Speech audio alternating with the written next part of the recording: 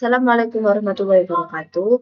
Perkenalkan, nama saya Ria Kurniawati dengan NIM 240605110026 dari UIN Maulana Malik Ibrahim Malang, Fakultas Sains dan Teknologi Prodi Teknik Informatika.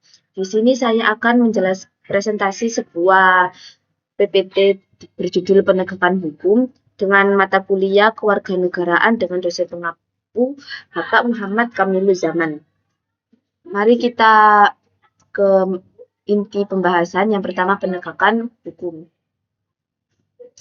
Penegakan hukum. Latar belakang dari penegakan hukum adalah proses penerapan hukum secara nyata untuk mewujudkan keadilan dan menjaga ketertiban dalam masyarakat. Maksudnya, bagaimana hukum bisa mengatur masyarakat, bagaimana hukum bisa bagaimana hukum bisa mengatur masyarakat agar tetap taat dengan peraturan dan tidak melanggar hukum yang berlaku. Lanjut, teori penegakan hukum. Yang pertama ada hukum sebagai kaidah, yaitu sebagai aturan yang harus ditaati. Yang kedua ada hukum sebagai institusi struktur. Maksudnya hukum sebagai alat. Maksudnya itu para penegak hukum seperti polisi, jaksa, hakim, KPK, dan lain-lain. Yang ketiga ada hukum sebagai proses sosiologis, yaitu apakah hukum itu sudah cocok dalam suatu budaya tersebut, dan hukum itu apakah sudah cocok bagi masyarakat di suatu daerah tersebut. Nah, ini sebagai dinamika sosial yang dipengaruhi budaya, politik, dan ekonomi. Itu adalah teori dari penegakan hukum. Selanjutnya adalah unsur penegak hukum. Unsur dari penegak hukum. Bagaimana hukum bisa ditegakkan? Apa aja unsurnya? Yang pertama ada peraturan hukum yang jelas dan tegas. Pastinya kalau jelas dan tegas, masyarakat pasti akan menaati. Yang kedua adalah aparat penegak hukum yang profesional dan berintegritas. Ini adalah hal yang penting. Jika aparat tidak profesional, pasti hukum tidak ditaati. Seperti sekarang ini kan banyak ya hukum yang tidak ditaati. Itu ya karena aparat mereka tidak profesional, alat penegak hukum kita tidak profesional. Yang ketiga, harusnya kita sebagai masyarakat harus sadar akan hukum. Yang terakhir, sarana dan prasarana yang memadai.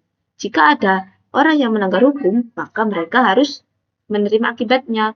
Apapun itu, siapapun itu adalah dalam sarana dan prasarana yang memadai. Lanjut, konteks kontemporer penegak hukum. Maksudnya konteks yang menjadikan hukum ditegakkan. Yang pertama adalah kasus-kasus viral di media sosial yang mempengaruhi proses hukum. Seperti adanya seorang dokter yang memperkosa pasiennya, itu terus viral di media sosial. Nah, itu adalah konteks yang bisa menjadi kontemporer penegak hukum. Yang kedua, intervensi politik dalam hukum. Hukum sebagai alat kekuasaan. Hukum sebagai alat kekuasaan, pastinya kita harus menaati. Itu adalah sebuah alat yang menjadikan hukum ditegakkan. Yang ketiga ada peran whistleblower dan jurnalis investigatif. Seperti jurnalis TV, mereka adalah konteks kontemporer dalam penegakan hukum. Penggunaan CCTV, digital forensik. Nah, seperti digital forensik ini kan alat yang digunakan untuk menegakkan hukum. Seperti kalau ada yang melakukan pembunuhan, pastikan yang dibutuhkan adalah digital forensik sebagai alat penegak hukum. Lanjut, tujuan dari penegakan hukum. Hukum ditegakkan pasti mempunyai tujuan. Nah, tujuan yang pertama adalah satu, menjaga ketertiban dan keadilan sosial. Yang kedua, memberikan perlindungan hukum kepada masyarakat. Harusnya kita sebagai masyarakat dilindungi oleh hukum agar kita tidak takut untuk apa-apa. Kalau kita salah, kita pasti ada hukumannya. Kalau kita benar, ada hukum yang melindungi kita. Yang ketiga, menjamin kepastian hukum bagi semua pihak. Harusnya masyarakat dan pihak yang mempunyai jabatan, hukumnya itu sama kalau melakukan kesalahan. Tetapi berbeda di Indonesia. Di sini masih belum terlaksana. Yang keempat, menumbuhkan kepercayaan publik terhadap sistem hukum. Tujuan hukum itu agar kita percaya kepada yang memberi kita perlindungan. Kayak seperti aparat atau polisi.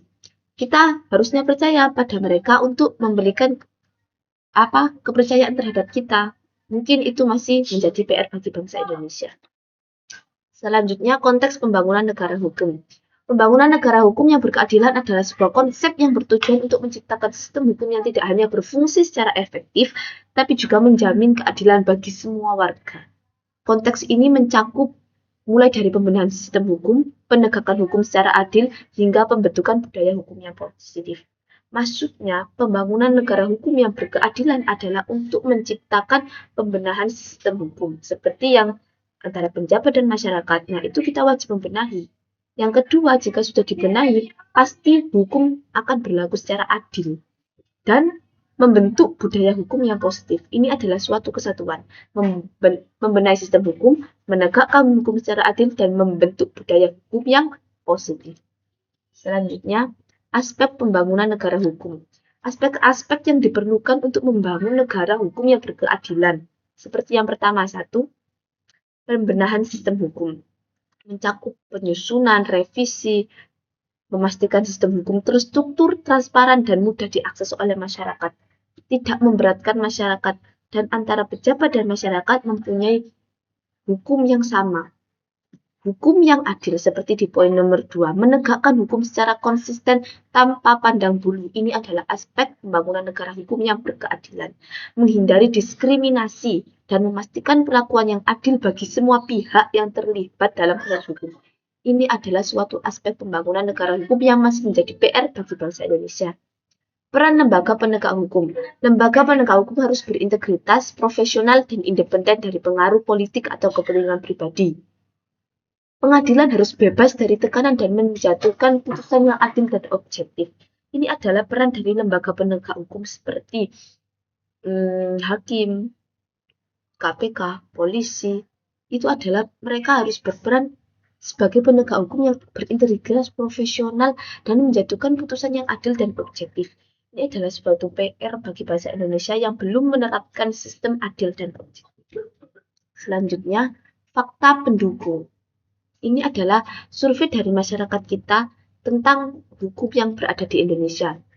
Ini ada 56% nilai penegakan hukum dari kerja Bapak Prabowo, itu mereka 56% masyarakat kita menilai biasa-biasa saja. Lembaga Survei Indonesia merilis hasil survei kinerja penegakan hukum dan pembatasan korupsi dalam 100 hari pemerintahan Bapak Prabowo Subianto. Berdasarkan survei tersebut, sebanyak 41,6% masyarakat menilai penegakan hukum ini berjalan baik. Sedangkan sisanya, yaitu 56% bernilai biasa saja. Itu membuktikan bahwa lebih banyak orang yang menilai hukum di Indonesia masih bersifat biasa-biasa saja dan tidak menjadikan kita taat akan hukum. Soalnya kita tidak diberikan perlindungan yang baik. Soalnya kita tidak diberikan hal yang baik seperti mereka memberikan kepada pejabat. Makanya kita 56% ini menilai hukum di Indonesia sampai sekarang masih terasa biasa-biasa saja. Sedangkan 41,6% mereka sudah menilai lumayan. Nah, berarti PR bagi bangsa Indonesia adalah bagaimana menjadikan hukum di Indonesia menjadi adil dan bisa melindungi masyarakat Indonesia. Mungkin ini saja yang dapat saya presentasikan. Kurang lebihnya mohon dimaafkan. Mohon maaf kalau banyak salah tutur dalam katanya. Wabillahi taufiq wal hidayah. Wassalamualaikum warahmatullahi wabarakatuh. Terima kasih.